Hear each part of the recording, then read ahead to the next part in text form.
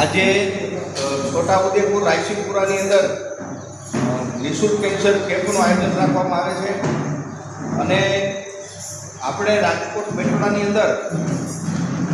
Main હતા એટલે cancer હતું સ્તરના ભાગમાં દવા લેવા માટે આવ્યા હતા તો ઘણા છે એટલે અમે એવું વિચાર્યું કે 600-650 કિલોમીટર જેવું થાય છે તો અમે આજે સ્વામિનારાયણ મંદિરની અંદર કેમ્પનું આયોજન રાખવામાં આવ્યું છે જે અહીંયા આજુબાજુના વિસ્તારની અંદર આજે પ્રથમ કેમ્પ 15 તારીખના દિવસે આયોજન થઈ ગયું છે અને આ બાજુના વિસ્તારની અંદર જે કોઈ કેન્સર પીડિત દર્દી હોય તેમને એકદમ નિઃશુલ્ક સારવાર દેવામાં આવે છે. કોઈ પ્રકારનો ચાર્જ નથી. તો એ દર્દી અમારા સુધી પહોંચે એટલે જેથી કરી અને જે કેન્સરના દર્દીઓને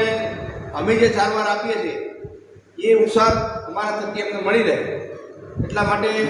જેટલો બને એટલો ફેલાવો કરો અને આવતા મહિનાની